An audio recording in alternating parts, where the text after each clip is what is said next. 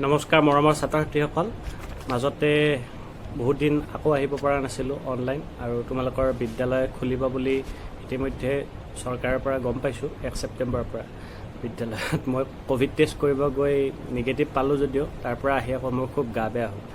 আজি কিছুদিন ধৰি মানে কথা কোৱাত অকণমান দিগদাৰী হয়, কাহ হৈছিলে, সেইকাৰণে মই ভিডিঅ' কৰা নাছিলোঁ। যি নহওক, তোমালোকক সিদিনা মই মোৰ অসুখ স্বত্বেও বুধবাৰে বৰপেটা জিলাৰ যিটো ক্লাছ চিস্কো এবেক্সত কৰা হয় অনলাইন ক্লাছ, মই পঢ়িছিলোঁ, কিন্তু সিমান মোৰ মনপুত নহ'ল। আৰু মই যেনেকুৱাকৈ দিম বুলি ভাবিছিলোঁ তেনেকুৱাকৈ পাৰা নাই, কাৰণ মই অকস্মাত মানে নিজৰ অসুখ হোৱা অৱস্থাটো ক্লাছটো কৰিব লগা হ'ল। যিগৰাকী শিক্ষকক দায়িত্ব দিয়া আছিল তেওঁ অনুপস্থিত আছিল। গতিকে মই সেইদিনা শিকোৱা কথাখিনি তোমালোকক আজি মোৰ ভিডিঅ' যোগে ইউটিউবৰ তোমালোকৰ কাৰণে আগবঢ়াম।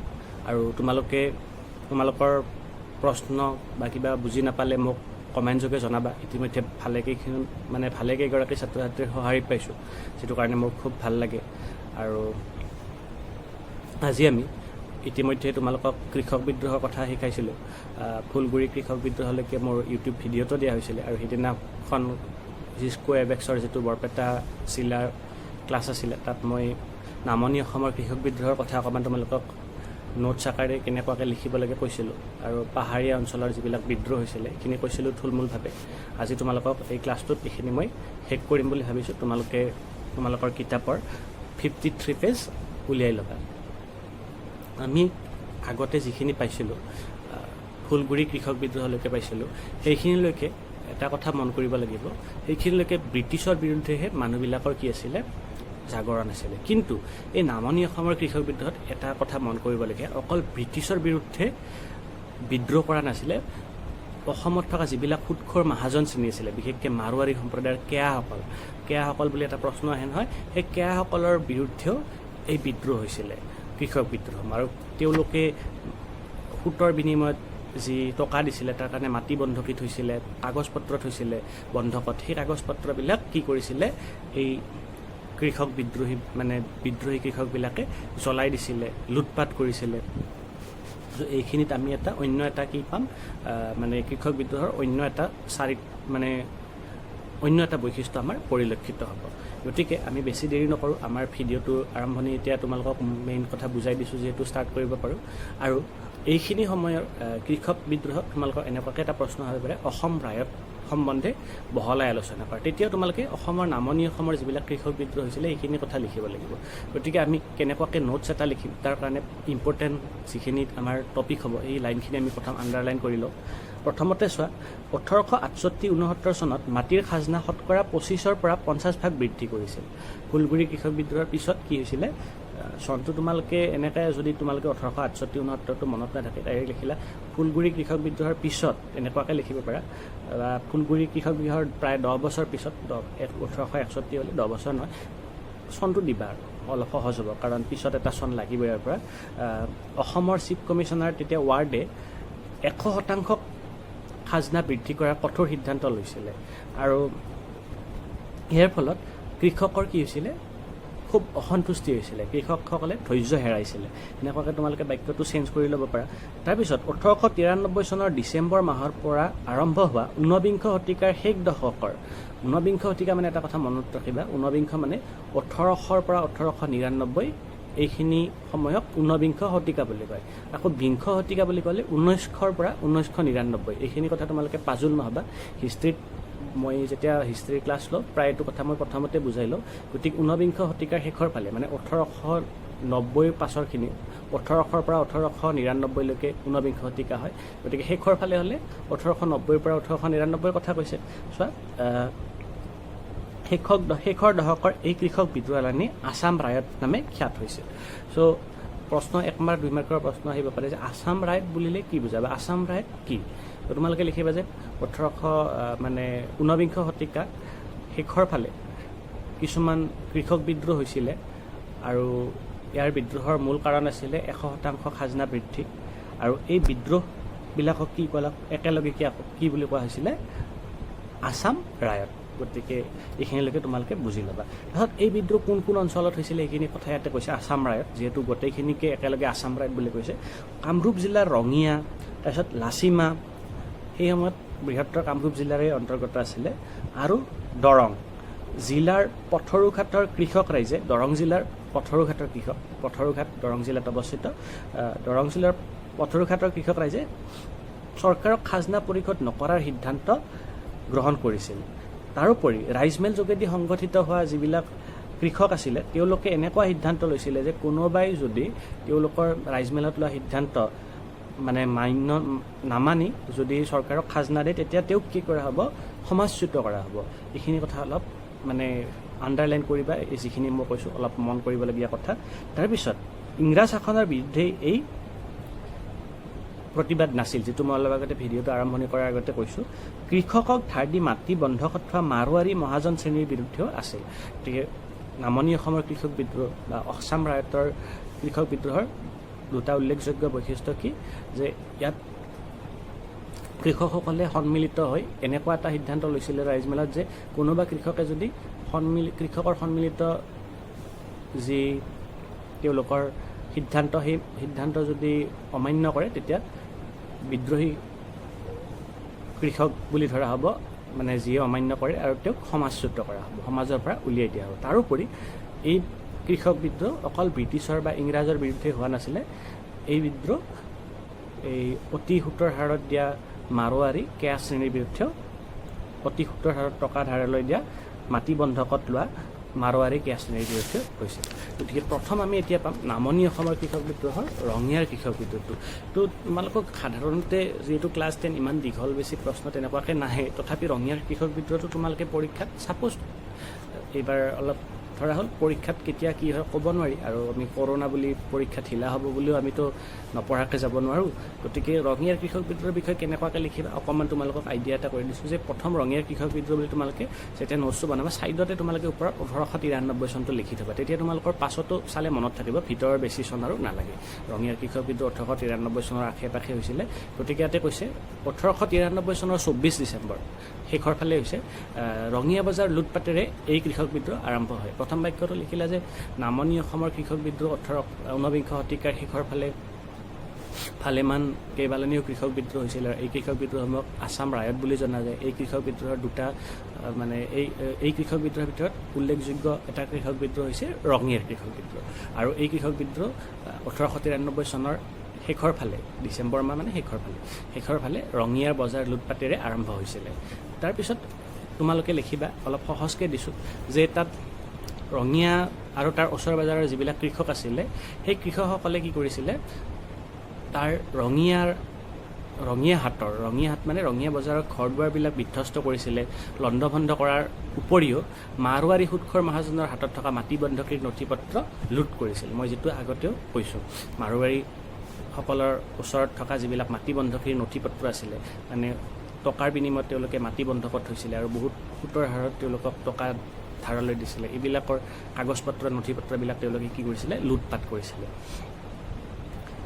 কৃষকসকলে তোমালোকে যেতিয়া লং কুৱেশ্যন আহিব এইখিনি নালাগে লিখিব, মই কেনেকুৱাকৈ লিখিব লাগে জেনেৰেলি এটা ভিডিঅ'তে ইমান দিয়া দিগদাৰী, তথাপি তোমালোক প্ৰথম ইম্পৰ্টেণ্ট কথাখিনি কৈছোঁ, তোমালোকে চিন্তি যাবা। কৃষকসকলে মাৰোৱাৰীৰ উপস্থিতিয়ে ভূমি ৰাজহ বৃদ্ধিত অৰিহণা যোগা বুলি ভাবিছিল। চৰকাৰে সশস্ত্ৰ সেনা মোতায়েন কৰাত পৰিস্থিতি নিয়ন্ত্ৰণ হৈছিলে। আমি তাৰিখ এটা দিয়া নাই কাৰণ তোমালোকৰ যাতে টান নহয়। তাৰপিছত কিন্তু পুলিচ অধীক্ষক ৰেইলিয়ে কোনো কৃষক নেতাকে গ্ৰেপ্তাৰ কৰিবলৈ প্ৰথমে সাহস গোটাব পৰা নাছিলে, কিয়নো এই বিক্ষোভকাৰীবিলাক সুসংগঠিত আছিল। এইখিনিলৈকে প্ৰায় লিখিব লাগিব তোমালোকে প্ৰথমৰ পৰা, যিখিনি ৰঙিয়াৰ কৃষক বিদ্ৰোহৰ পৰা আহিছে। তাৰপিছত অকণমান আমি তলত চাওঁ,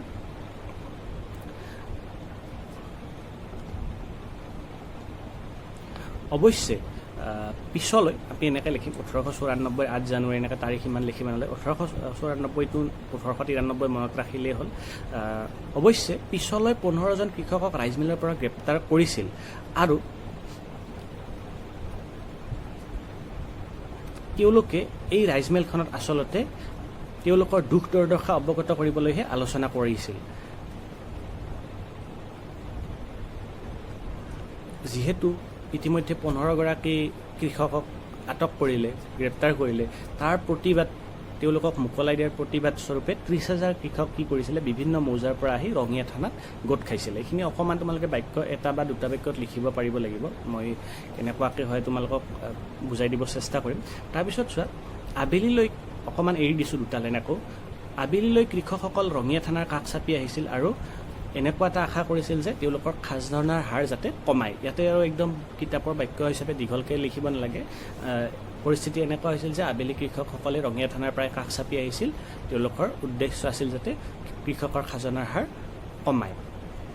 তাৰপিছত অকণমান তলত আমি এৰি এৰি লিখিব লাগিব, বহুত দীঘল কৈ আছে ইয়াতে। কৃষকৰ দলটোৱে যেতিয়া থানাৰ ভিতৰলৈকে সোমাব চেষ্টা কৰে তেতিয়া মেককেবে কি কৰিছিলে, আৰক্ষীক গুলীচালনা কৰিবলৈ নিৰ্দেশ দিয়ে। আৰু ফলত তোমালোকে এইখিনি আৰু বহুত আছে, কৃষকসকল পলাই যায় আৰু ৰাইজমেল ভৱিষ্যতে অনুষ্ঠিত কৰিব নোৱাৰিব বুলি উপায়ুক্তই এখন জাননী দিয়ে। এইখিনিলৈকে কয়। তাৰোপৰি ৰঙিয়াৰ কৃষক বিদ্ৰোহত আৰু এটা ইম্পৰ্টেণ্ট কথা যে এই তেওঁলোকৰ সেই সময়ত উপায়ুক্তগৰাকীৰ নামটো মনত ৰাখিবা, মেককেবে। মেককেবেৰ নামটো তোমালোকে লিখিব লাগিব। তাৰপিছত তেওঁ এটা কাম কৰিছিলে, জাননীৰ যোগে পুনৰ যাতে ৰাইজমেল অনুষ্ঠিত কৰিব নোৱাৰে এটা তেওঁ জাননী দিছিলে। তাৰপিছত তেওঁ এটা কাম কৰিছিলে যে কৃষকসকল যিবিলাক বিদ্ৰোহী কৃষক আছিল তেওঁলোকৰ মাজৰ পৰা কিছুমানক কি কৰিছিলে, তেওঁ আৰক্ষী বিষয়া হিচাপে নিযুক্তি দিছিলে। আৰক্ষী কনিষ্টবল হিচাপে, বিষয়া কনিষ্টবল, অলপ তলৰ খাপৰ বিষয়া। চ' তেওঁলোকে যাতে তেওঁলোকৰ লগৰ কৃষকবিলাকক মান্তি কৰাব পাৰে খাজনা দিয়াৰ কাৰণে আৰু বিদ্ৰোহটো যাতে দমন কৰিব পাৰে। গতিকে এইখিনিলৈকে ৰঙিয়াৰ কৃষক বিদ্ৰোহটো লিখিবা। তাৰপিছত ৰঙিয়াৰ কৃষক বিদ্ৰোহৰ গুৰুত্বটো তোমালোকে লিখিবা যে ইতিহাসত ৰঙিয়াৰ কৃষক বিদ্ৰোহ গুৰুত্ব অপৰিসীম, কিয়নো যদিও ব্ৰিটিছ চৰকাৰে এইখিনি অকণমান লিখিব লাগিব লাষ্টত যে বিদ্ৰোহটো কঠোৰ হাতেৰে দমন কৰিব বিচাৰিছিলে, কিন্তু ইয়াৰ পিছতো ৰাইজমেল অনুষ্ঠিত হৈছিলে। এনেকৈ লিখিলা। অৱশ্যে ব্ৰিটিছ চৰকাৰেও কি হৈছিলে, ভালেখিনি খাজনা ইয়াৰ পৰা এই বিদ্ৰোহ হোৱা স্বত্তেও খাজনা সংগ্ৰহ কৰিব পাৰিছিল। কাৰণ পিছফালে লেখা আছে নহয় 90,000 টকাৰ পৰা 60,000 টকা জমা হৈছিলে বুলি। তাৰপিছত এইখিনিলৈকে ৰঙিয়াৰ কৃষক বিদ্ৰোহটো তোমালোকে লিখিলে হৈ যাব। তোমালোকে এটা কাম কৰিবা, এনেই এটা লং কুৱেশ্যন হিচাপে লিখিবা, যাতে তাৰ পৰা তোমালোকে সৰু প্ৰশ্ন আহিলে ঘপককৈ অকণমান লিখিব পাৰা। আৰু দীঘলকৈ লিখা থাকিলে পৰীক্ষাত কিবা কাৰণত ৰঙিয়াৰ কৃষক বিদ্ৰোহৰ ওপৰত আলোচনা কৰা বুলি আহিলে যাতে লিখিব পাৰা।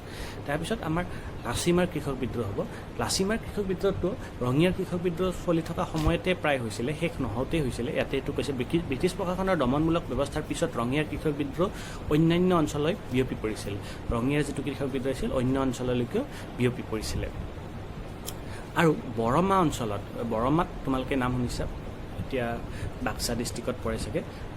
বৰমাত ৰাইজমেল বৰ শক্তিশালী আছিল আৰু তাত এই ৰাইজমেলৰ নেতৃত্বত লাঠিয়াল বাহিনী গঢ়ি তোলাৰ লগতে যোগাযোগৰ সুবিধাৰ্থে ডাক পিয়নৰ নিযুক্তি দি নিজস্ব চোৰাংচ ব্যৱস্থা গঢ়ি তুলিছিল। এইখিনি তোমালোকে লিখিব লাগিব যে লাচিমাৰ কৃষক বিদ্ৰোহত কি আছিলে, তেওঁলোকৰ নিজা লাঠিয়াল বাহিনী আছিলে কৃষকসকলৰ।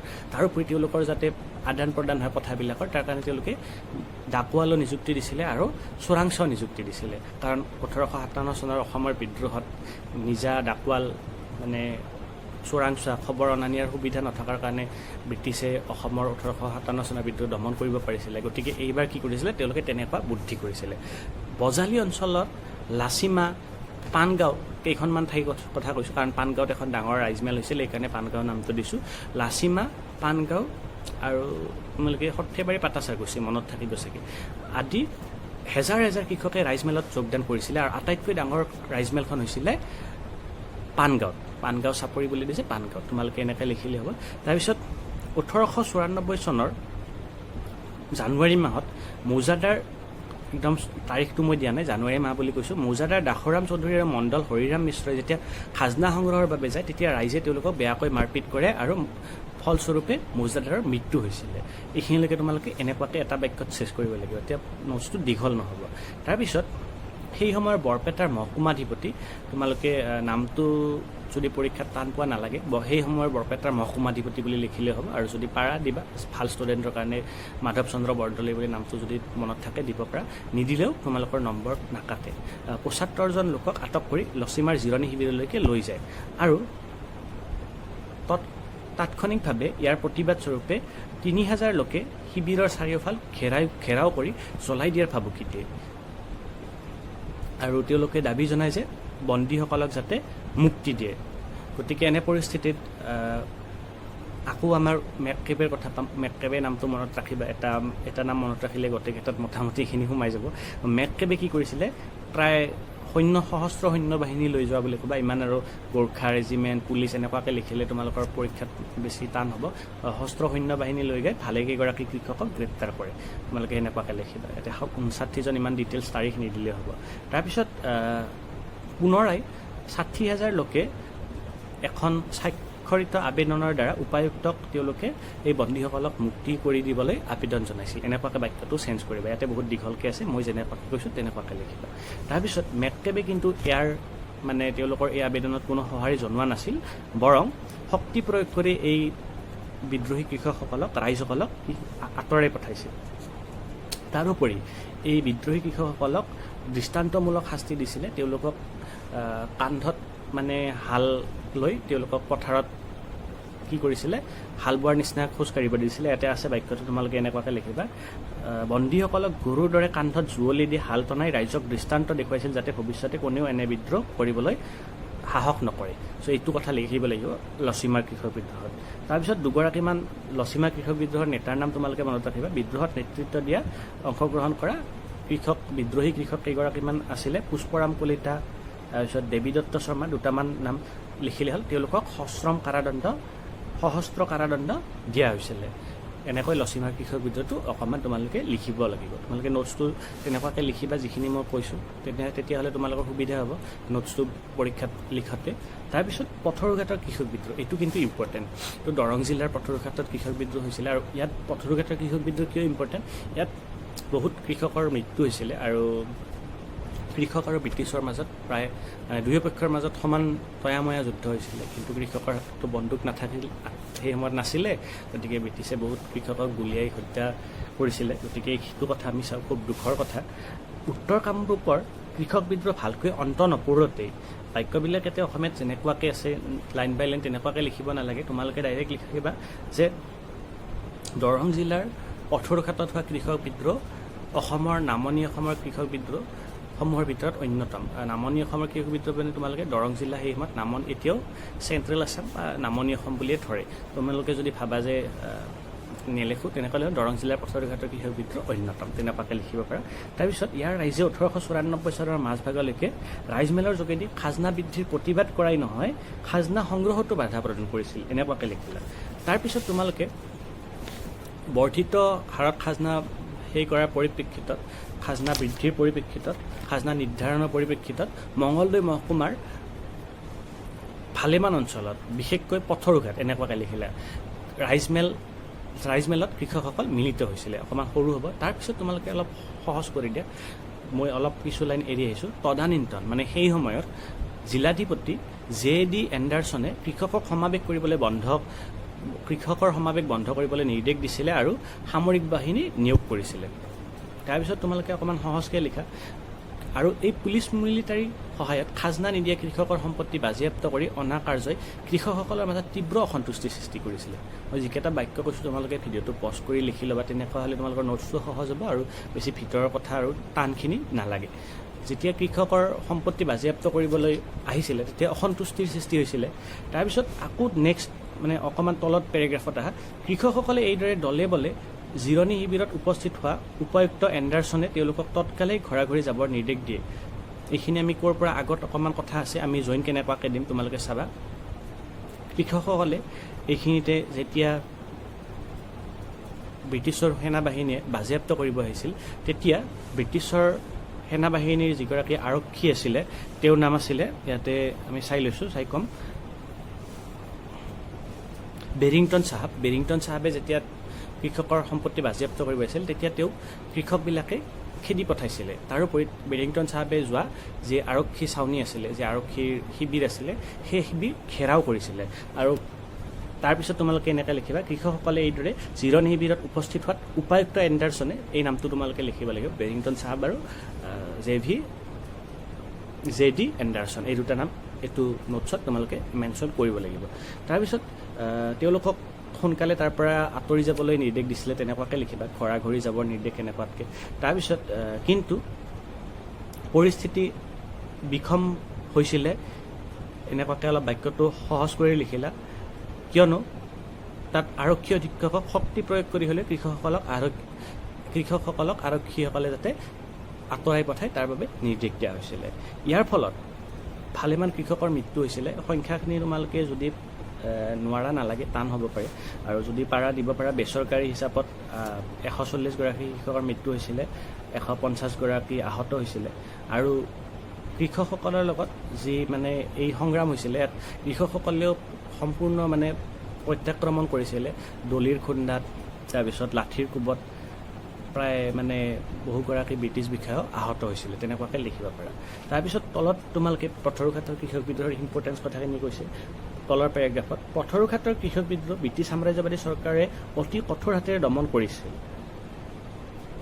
আৰু 1861 চনৰ পৰা চলি অহা এই লানি কৃষক বিদ্ৰোহে পৰৱৰ্তী সময়ত অসমীয়া জনগণক স্বাধীনতা সংগ্ৰামত অনুপ্ৰেৰণা যোগাইছিল।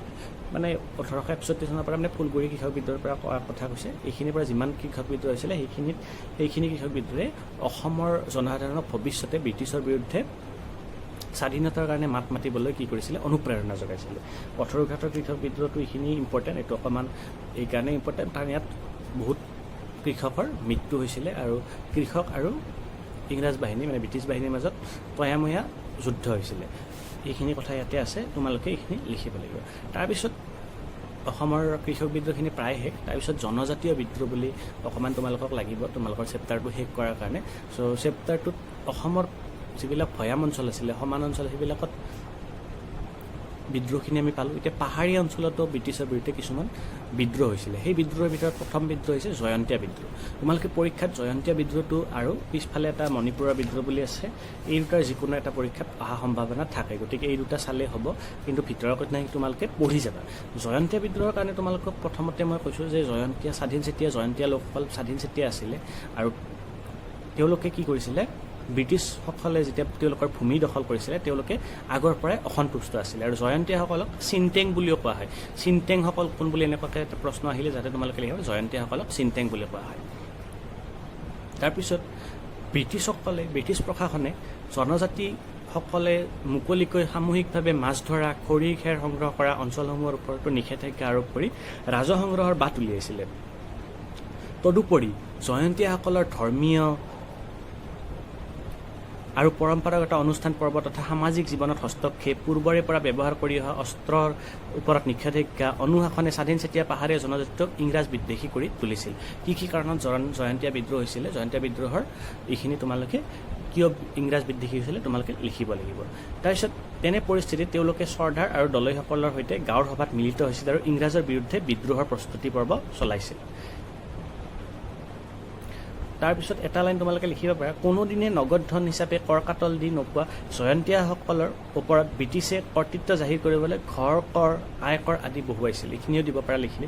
তাৰপিছত ডাইৰেক্ট তলত অহা ব্ৰিটিছ প্ৰশাসনৰ কঠোৰ নীতিৰ বিৰুদ্ধে 1861 চনত, তোমালোকে অলপ সহজ হ'ব, ফুলগুৰি কৃষক বিদ্ৰোহৰ চনৰ লগত একে চাগে 1861 চনত, একবাৰ মই চাই দিছোঁ, হয় 1861 চনত উকিয়াং নবা, এটা এক মাৰ্কৰ প্ৰশ্ন আছে পিছফালে, কাৰ নেতৃত্বত জয়ন্তীয়া বিদ্ৰোহ হয়। চ' উকিয়াং নাবাৰ নেতৃত্বত জয়ন্তীয়াসকলে ব্ৰিটিছৰ বিৰুদ্ধে সজোৰে বিদ্ৰোহ ঘোষণা কৰে, আৰু জোৱাইৰ এখন সভাত মিলিত হৈ তেওঁলোকে ব্ৰিটিছৰ ৰাজনৈতিক কৰ্তৃত্ব ওফৰাই দি স্বাধিকাৰ প্ৰতিষ্ঠা কৰাৰ বাবে প্ৰতিজ্ঞাবদ্ধ হৈছিল। আৰু এই জয়ন্তীয়া বিদ্ৰোহ দমন কৰিবলৈ পুলিচ বাহিনীয়ে অমানুষিক অত্যাচাৰ কৰিছিলে আৰু বিদ্ৰোহীসকলৰ কৰ্তৃপক্ষৰ অসংখ্য লোকক হত্যা কৰিছিলে। এনেকুৱাকৈ অকণমান সৰুকৈ নচুত আৰু সৰু কৰিব লাগিব। মই যিখিনি কৈছোঁ কিতাপত আছে প্ৰায়, তোমালোকে ভিডিঅ'টো মানে ডাউনলোড কৰি লোৱাৰ পিছত পজ কৰি আকৌ ৰিপিট কৰি চাবা, তেতিয়া তোমালোকে কিতাপৰ কোনখিনি লাইনৰ পৰা কৈছোঁ তোমালোকে বুজি পাবা, নোটছটো বনাত তোমালোকৰ সুবিধা হ'ব। তাৰপিছত নেক্সট আহিবা যে নেৰানেপেৰা চৰকাৰী আক্ৰমণৰ ফলত জয়ন্তীয়া বিদ্ৰোহীসকলৰ শক্তি ক্ৰমান্বয়ে হ্ৰাস পাইছিলে, আৰু বহুত বিদ্ৰোহীক চৰকাৰে কি কৰিছিলে, স্বেচ্ছাই আত্মসমৰ্পণ কৰিলে ক্ষমাদান কৰিব। তাৰ ফলত বহুত বিদ্ৰোহীক আত্মসমৰ্পণ কৰিছিলে, আৰু উকিয়াং নবাক তেওঁলোকে কিন্তু তেওঁলোকে গ্ৰেপ্তাৰ কৰিবলৈ সক্ষম হৈছিলে, আৰু পিছত তেওঁক মৃত্যুদণ্ড দিয়ে। এনেদৰে জয়ন্তীয়া বিদ্ৰোহৰ সমাপ্তি ঘটে 1863 চনত। তাৰপিছত তোমালোকৰ উত্তৰ কাছাৰৰ বিদ্ৰোহ বুলি লাগিব। এইটো বিশেষ তোমালোকৰ ইয়াৰ পৰা দীঘল প্ৰশ্ন জেনেৰেলি নাহে, তথাপি মই 2 বা 3টা লাইনত এইটো মই চেছ কৰিব চেষ্টা কৰোঁ যে উত্তৰ কাছাৰৰ যিখিনি জনজাতীয় লোক আছিলে, তেওঁলোকৰ বিদ্ৰোহটো মূল কেন্দ্ৰস্থল আছিলে মাইবং নামৰ অঞ্চলত মানে এই বিদ্ৰোহটো হৈছিলে। তাৰোপৰি এওঁলোকৰ নেতাগৰাকীৰ নাম আছিলে শম্ভুধন কছাৰী।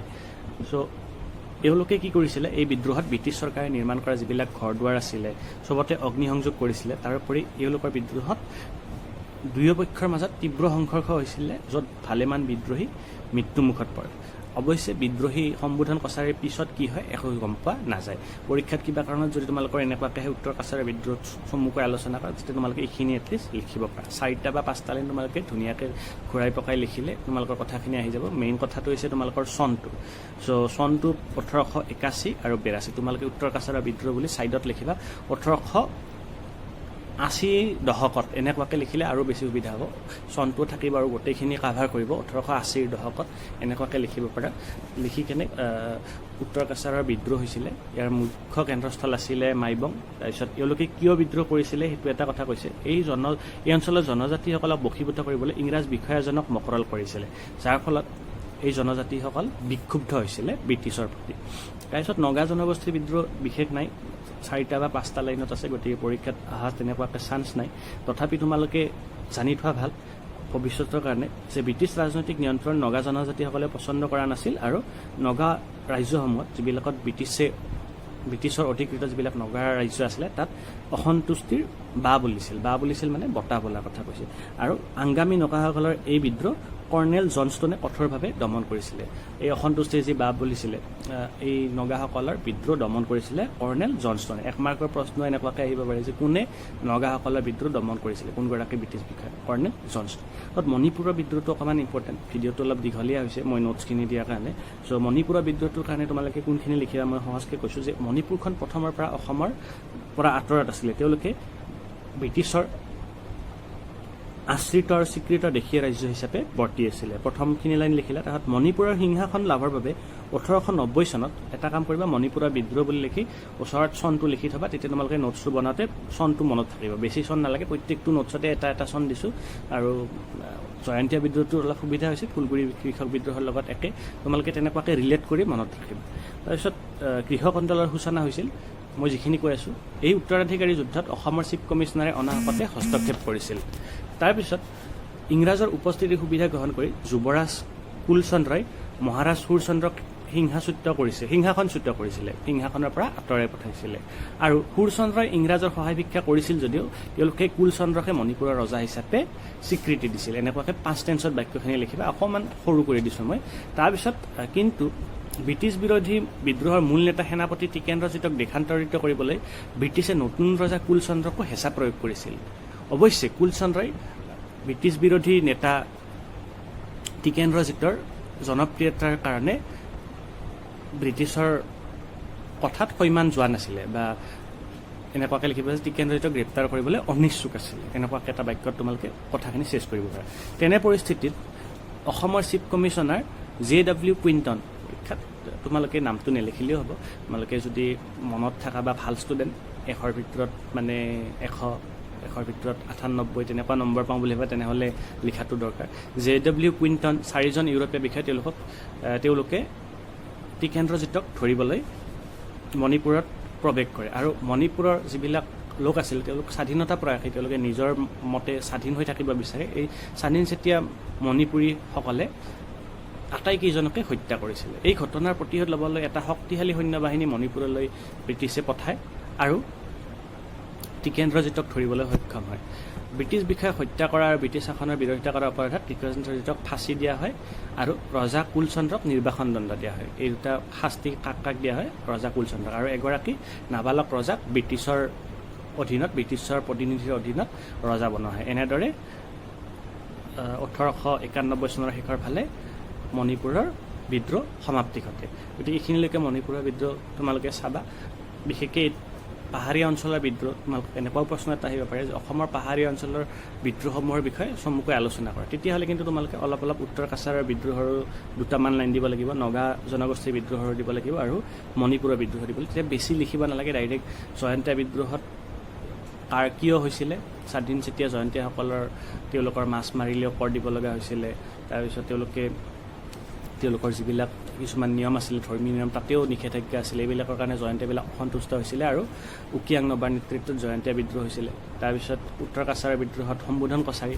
তাৰপিছত নগা জনগোষ্ঠীৰ বিদ্ৰোহত আমাক কোনে বিদ্ৰোহ নিয়ন্ত্ৰণ কৰিছিলে সেইটো লাগিব, কৰ্ণেল জনষ্টন আৰু মণিপুৰৰ বিদ্ৰোহ আমাৰ মূল মানে দুটা নাম ৰজাৰ নাম আছিলে কুলচন্দ্ৰ সুৰচন্দ্ৰ। কুলচন্দ্ৰৰ পিছত ৰজা হৈছিলে কুলচন্দ্ৰক আঁতৰাই, আৰু কুলচন্দ্ৰই কিন্তু টিকেন্দ্ৰজিতটো মেইন ইম্পৰ্টেণ্ট, তেওঁক গ্ৰেপ্তাৰ কৰাত মানে ব্ৰিটিছৰ লগত কি হৈছিল সন্মতি প্ৰদান কৰা নাছিলে। ফলস্বৰূপে ব্ৰিটিছে মণিপুৰবাসীক আক্ৰমণ কৰিছিলে, কিন্তু স্বাধীন চেতিয়া মণিপুৰবাসীয়ে কি কৰিছিলে যে ব্ৰিটিছ আটাইগৰাকী মানে ব্ৰিটিছ সৈন্যক হত্যা কৰিছিলে। তাৰ ফলস্বৰূপে ব্ৰিটিছে পুনৰ শক্তিশালী সৈন্য পঠিয়াই টিকেন্দ্ৰজিতক গ্ৰেপ্তাৰ কৰে আৰু ফাঁচি দিয়ে, সহজকৈ লিখিলে, আৰু কুলচন্দ্ৰক নিৰ্বাসন দিয়ে, ৰজা কুলচন্দ্ৰক নিৰ্বাসন দিয়ে। 1891 চনত এই মণিপুৰৰ বিদ্ৰোহ সমাপ্তি ঘটে। গতিকে মণিপুৰৰ বিদ্ৰোহ চনটো তোমালোকে 1890 আৰু 1891 বুলি সহজতে মনত ৰাখিব পাৰে। তাৰপিছত মূল কথাখিনি তোমালোকে চালে গম পাবা, ইয়াতে গোটেইখিনি চেপ্টাৰৰ মূল কথা আছে, আৰু পিছফালে যিমানখিনি প্ৰশ্ন আছে মই গোটেইখিনি প্ৰশ্ন মই চাইছোঁ। গোটেইখিনি প্ৰশ্নত তোমালোকৰ মই যিখিনি ইতিমধ্যে ক্লাছ কৰিছোঁ গোটেইখিনি এনচাৰ কাভাৰ আপ হৈ গৈছে। গতিকে তথাপি কিবা যদি বুজি নোপোৱা তোমালোকে মোক ইউটিউবত কমেণ্ট যোগে জনাবা, আৰু মোৰ চেনেলটো লাইক ছাবস্ক্ৰাইব শ্বেয়াৰ কৰিবা। আৰু বিদ্যালয় খোলাৰ পিছত তোমালোকৰ ছাৰ বাইদেৱে নিশ্চয় ভালকৈ শিকাব। গতিকে মোৰ অকণমান অসুখ কাৰণে ক্লাছটো কৰিব পৰা নাছিলোঁ। গতিকে তোমালোকে কিবা যদি অসুবিধা থাকে মোকো জনাবা। ভাল লাগিল, তোমালোকৰ ভাল হওক। পুনৰাই তোমালোকৰ ভালৰ কাৰণে মই শুভেচ্ছা দিলোঁ। ঠিক আছে, আজিও আকৌ ৰাতি মই প্ৰায়ে তোমালোকক দেখাওঁ, ৰাতি ভিডিঅ'বিলাক কৰোঁ। মোবাইল লগত নাই, প্ৰায় 1:30মান বাজিছে ৰাতি। ঠিক আছে, তোমালোকে ভালদৰে পঢ়িবা। নমস্কাৰ। ভিডিঅ'টোত এটা বাক্য ভুল হৈছিলে, সেইকাৰণে এইটো সংযোজন কৰাৰ কাৰণে জইন কৰিম বুলি মই ভিডিঅ'টো বনাইছোঁ। যিটো বিদ্ৰোহ হৈছিলে লচিমাৰ কৃষক বিদ্ৰোহ, তাত 6000গৰাকী কৃষকে আবেদন কৰিছিলে। মই ভুলতে 60,000 কৈছোঁ, 6000টো।